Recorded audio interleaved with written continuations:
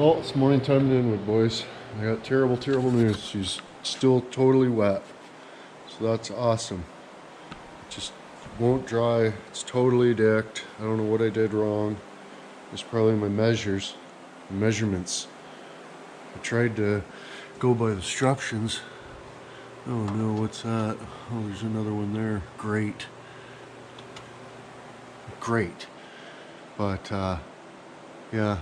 I'm just joshing. It's terrible. Turned out awesome. Hey, turned out awesome. Couldn't even have been more lickety McSplickens there, but yeah, I apologize that I was trying to fool on you, but way she goes. But I got a problem. I used to have like an electric ratchet, and it seems to have grew legs. Seems to have wandered off. I very well could have just set it down somewhere. But I don't know, I've looked everywhere, it's gone. Oh! I apologize for that. I jamp to conclusions. I apologize for jamping. But, yeah. Should have probably took a couple bolts out and stuff before, but I got carried away and, you know what I mean? But check this out though, too. I figured this was going to dry up solid, but we can probably totally still use that. Okay, we're going to find a vessel, some sort of a container with a lid to put that in, and then when we're ready to paint the underside of the cabs, then we'll have, well, you know, we'll probably just, well, I don't know, that friggin' electric chucher worked pretty good. A little bit dusty, but I mean, if it was air, you know, the air gun, HVL McSiggert, it would have totally filled the whole house full of fumes, right? That just pumps the paint, not uses the venturi to hoot the paint out and then blast it all into the air. So that was the plan anyway. It's still pretty fixated in here, but yeah, I mean, I got a couple things to deal with over here, and then we can start figuring out brake lines and engine mounts and div things and get her all ready to go, put the engine in. Hopefully this weekend, but you never know. I'm just a stupid and I get, you know, lazy and on the Jasmine cigarettes, and it starts getting hard, and that's when I'm like, yeah, I quit. The other thing I should have done too was use that enamel paint on the engine. That would have probably been a little nicer, but oh well. Probably have to rebuild her anyway. She's a 53 block. What happened?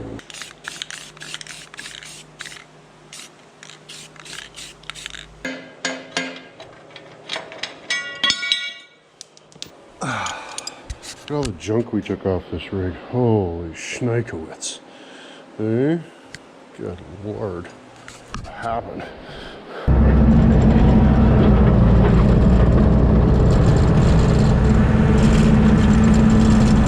Trying to get it up on the hoist by myself, but I'm just wrecking it.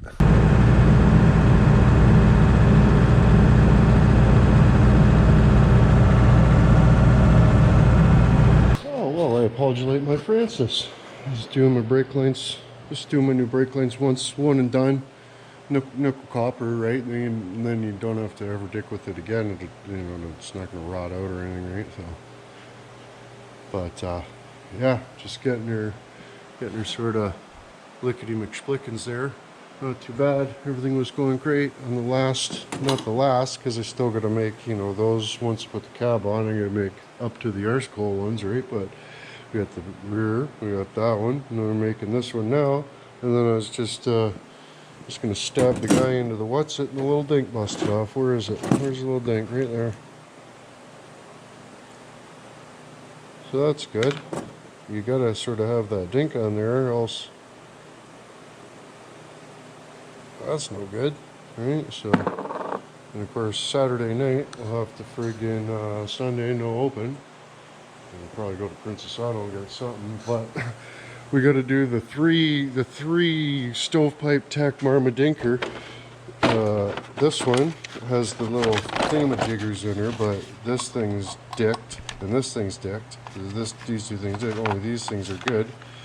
And then this one, I used this thing out of that one because that's the only good one I got. I even just bought this brand new brand new. I haven't used this one yet because it's a bigger one, but there was another one somewhere around, oh, right here, just stripped right out. So like, you know, this end just finger blasts on there, right? So you need her a little tighter than that, eh? You need her a little tighter than that. So I don't even know why they make those. It's so stupid. And you wallow out the hole to make it tap in the threads easier, but then there's no threads left.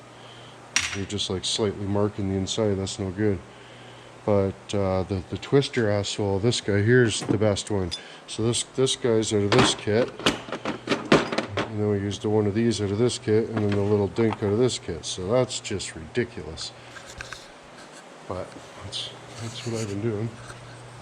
But yeah, got her all friggin' lickety-splickened. I was gonna, on the Grumman, I put the, you know, the rear brake line. I got everything on the driver's side of the frame because the exhaust is on the passenger side. But I think it'll be right. I think it'll be right. It shouldn't be too bad. We got her all tucked up, all nice and neat all the way along, zip timed, and then just chooches across. Right, we deleted the friggin' whole escapade we had going on back here with the leveling, and had some arm on it and stuff, and we quit that. We're straight to the Erskine now, so that's more awesome. Paint turned out awesome. I mean, for what we did, you know what I mean? For what we did, that turned out friggin' great. She's a little thin in some spots, but she's a little thick in some spots too, so. What happened? I watched one video last night on this. The guy said, oh, about 5 minutes, John. Yeah, right. Oh, that cinched right up.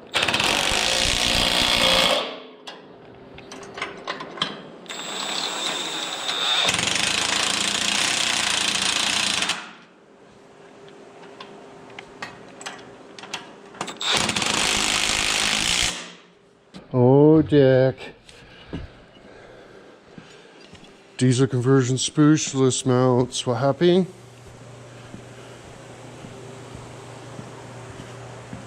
What happened?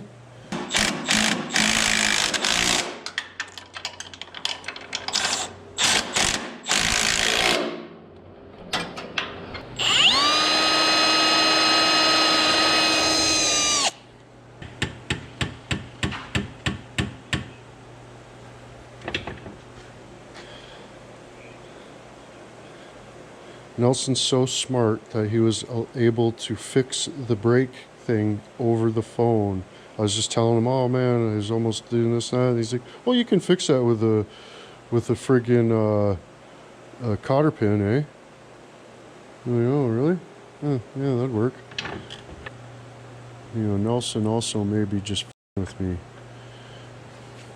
Because like if that comes off, you know, if that pushes out into the asshole, right?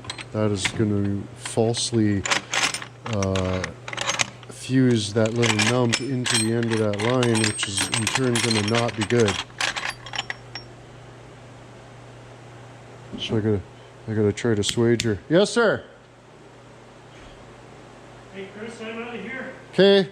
Thanks for doing business with you, buddy. Right on, man. I know where to get. Right on. Take her easy. Yeah. Have a good day. Okay, well, there you go. Our fixed his frig, customer's frig thing, and we're just going to pop this guy right in there. And then we'll squidge it down. That pin will get caught in the end of the tube. We will not be able to get it out. And it'll be f***ing awesome. Thanks a lot, Nelson. Eh? Thanks a lot, buddy. You're so funny for tricking me.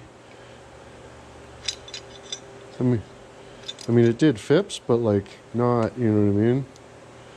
The key is to not get it in there overly too sideways, I don't think. I don't think you want her. Okay, here's the moment of cigarettes, boys. Did Nelson just totally frig me? Did he frig me, boys? Yes, he frigged me. Oh, I was able to get it out though. We might be able to make this work. Not likely, but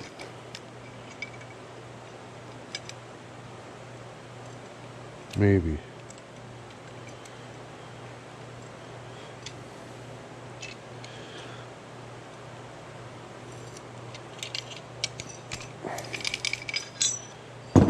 Ooh, she's a little lot McCigarted, but I'd say that's probably good enough for inwood. You know what I mean? That's good enough for the dudes who let me smell their downstairs.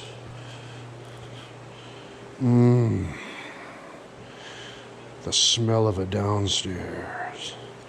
Yeah, this would have definitely been easier before the engine mounts, but of course Nelson doesn't call me until after the engine mounts are in and tell me, oh, you can fix your thing by doing this.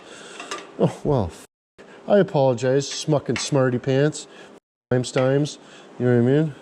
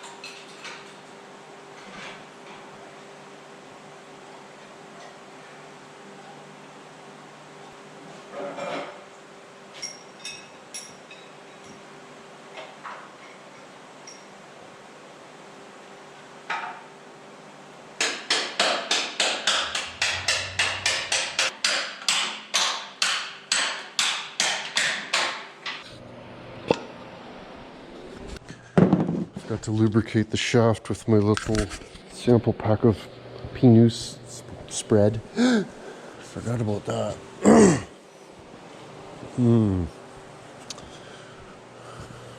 Yeah, we should wait. Need to get a pivot ball. Need to get a pivot ball, boys. Get a little bit of the forget-me-not.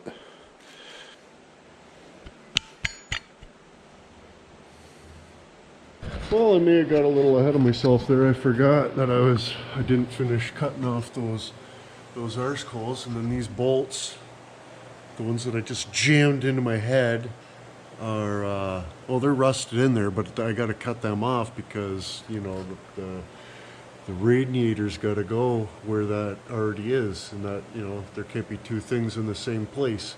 But then I also got to cut out this front support and figure out how to sort of stop that from flopping around like a flounder, because the intercooler's got to go on the other side of that, and then we got to hog out holes down and around and amongst there for the intercooler stabbers to go through. And, oh, I just about puked. I apologize. But yeah, boys, she's friggin' in. Check that out. Diesel conversion spoochless friggin' mounts lined up absolutely friggin' perfect. So that's awesome. Makes it a little more easier. And like the fitment is just friggin' diabolical. I'd have never been able to well, maybe not never, but if you kind of sant this, you can see the light between the steering antler.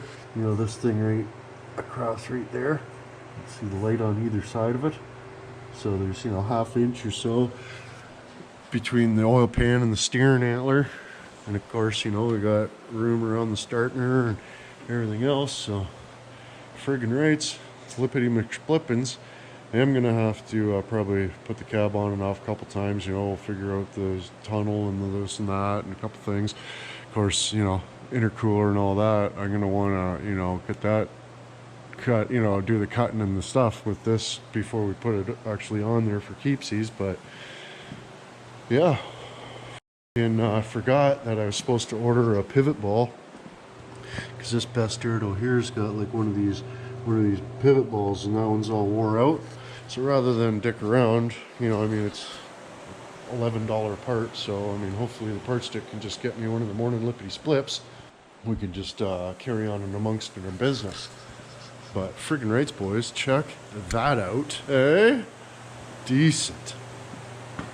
Friggin' decent. There you go. And score today. Eh? Yeah. Holy shit. Too much bigger. Two more, I think. Alright, well, let's see if we can't change the ball dink. Oh, no way. She's already been washing her. Oh, and check this out too. I went to Pig Iron and I took back that broken kit. And this kit was like, it was going to cost me $28. It's going to cost me $28 more. But she price matched it. Hey, she price matched it, so I didn't have to pay no monies to get the different kit. Oh, that's what we needed right there. Yeah. Gotta make sure they go in straight.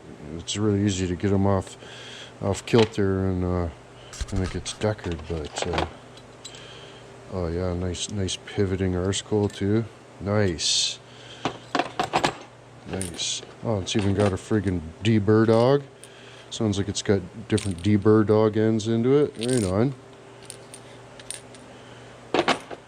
Yeah, that's a good kit, but you gotta check these, eh? The other one, like, hand tightened it and she friggin' stripped out. Anyways,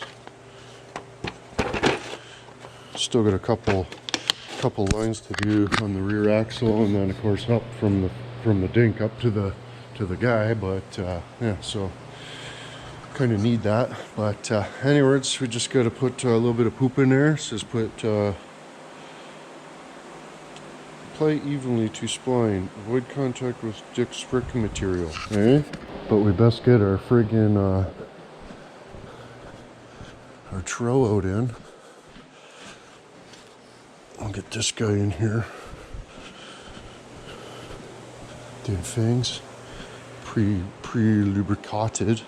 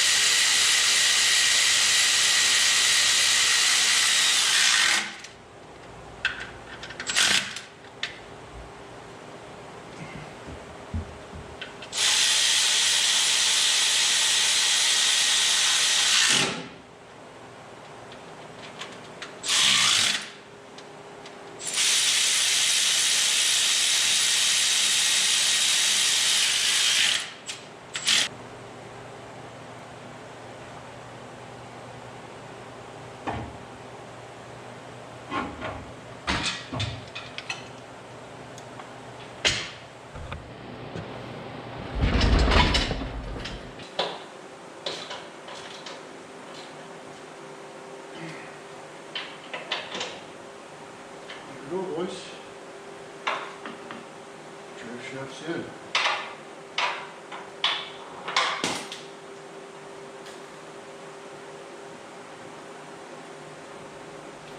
Done and done. Yeah, man, check that out. Hey, full drivetrain. We've got a full drivetrain, and the Ackerman isn't too bad, I don't think. You know, friggin', you know what I mean? Not too bad. We got a little bit of a close mixed cigarette right here, but luckily I mean, if that was flat across there, that would rub. But they put that little lump in there just special for Cummins swaps. You know what I mean? So that's what happened there. But yeah, she's bolted in. She's where she's going. That's her. Couldn't have friggin' worked out more, friggin' McLaughlins. Friggin' rights, boys. Yeah, man. I want to get the exhaust figured out too. I mean, I got to cut these cab mounts off, you know, and do some firewall work before we put the cab back on. I got a little carried away, you know what I mean? It happens. It happens sometimes. It's always good when you go from, you know, taking it apart to putting it back together. That's the good transition. We're over the hump. You know what I mean? We're over the hump. But anyways, boys, ended up having to order more calendars. We're sold out of calendars again. Mucho McBlurgeons. Mucho McBlurgeons, everyone. Eh? Appreciatory valve wide open on that Accord. But yeah, there's talks of selling the 83. Can you believe that? But really, I'd like to keep building trucks, and I can't keep them all. So if we could sell some of them, make some monies back, put us in more trucks, that'd be kind of cool. I mean, I know you guys aren't into building trucks and stuff. Look, you can tell, but yeah, I kind of, you know what I mean? It's kind of, some of it sucks, like cleaning frames and stuff, right? You need to mount me or a freaking hobo for that, but, you know, I mean, it's not that big of a deal. A few hours and it's done, rather than days and days and days of dealing with a, you know, transient for sakes, and then still got to do it. You know what I mean? You still got to do it yourself anyway, so. But, let's get some light on the situation here. What do you think? Check out the fitment, boys. We got all the lines, fuel or brake lines. Brake lines all tuckapinied in there. So I wanted to get that one done before putting the engine in because, well, look at it. You know what I mean? But, yeah, if we come down into the yonderwards, we got our rear brake line. All nice and how you doing? We got the terminacion valve. We deleted that, I don't know, it was like a thing connected to that, or it was like an arm, so it's like if you got a big load, it puts more brake on the back, maybe, I don't know. Oh yeah, I got the sway bar end links on, check that out. Okay, Nuda. You see what happened? John Luke must have done that one time, because this line was on the other side, right? Of course, that's how you do it. You'd put the one cable on the other side of that so that it just wore through like that, so that's cool. That was good of them. And then you had to put a little thing on there because it was like up and into the spring too. But yeah, if you just don't do that, and then they sit nice. It's weird. It's a weird concept they just came out with. Yeah, so I guess the next stages. I mean, it should have been the stage just before the one we did, but yeah, cut those mounts off and you know, fit the intercooler and radiator. It'll be a lot easier, you know, not on the frame or whatever. We just back the frame up, stand under the earth coal and do what we need to do. Hopefully that's not too big of a deal. It kind of sucked, so I quit. And then you know, we'll doctor up the firewall a little more. I'm thinking I'm just gonna make a relief cut rather than like dick around. I'll patch these holes, make a relief cut, push it in a little bit, because we're pretty good on this side. It's just like right around there we're not very good. So if I make a relief cut, we'll just weld a little strip in there to just push it back, and then we'll make a little ledge to set our you know, our transmission tunnel on at the front, and then we can set her down and deal with the rest after. You know, get the transmission where the transmission goes, and then we'll make the floor for that. But I don't know. Look at I'm not sure how good you can make it out, but see like the twist in the body, the transmission mount or the transmission tunnels kind of lopsided, and like if you just like, you know, sort of focus your visualization on the trueness of the floor there. She's got a buckle in or something terrible.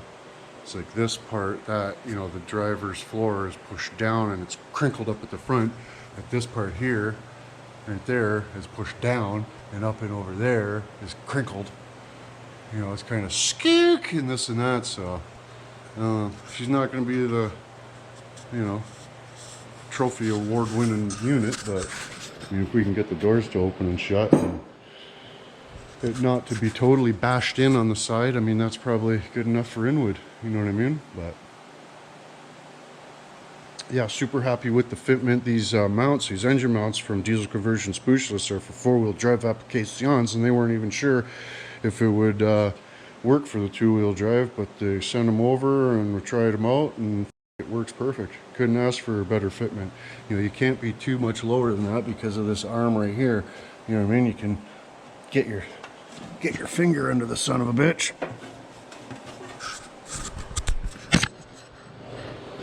So you can get your finger under there, but yeah, I mean, it might be able to go like half-inch lower, but you don't, you know, that bar is probably, you know, it probably pulls like one of these sort of things or whatever. It's probably at the highest point right now anyway, but you catch my draft. Yeah, that's definitely at the highest point right now. Now when this pivots, right, the bar will, you know, it'll sort of rotate over center, and but yeah, so that's the highest it'll be. So it probably could scooch down, you know, another half-inch if you really wanted to, but it doesn't need to. It's perfect the way it is. If we had this down anymore, then the angle of the friggin' transmission would be kick that up, and that would make more of an angle down on the drive shaft, and it'd be even closer to the frame over there. But the way she is right now, couldn't ask for anything better. So yeah, prepare yourself for sparklers and maybe even a weld or two, maybe a ticky-tacky in our near future, maybe. Who knows? But anyways, boys, pre-story valve wide open and smoke cigarettes.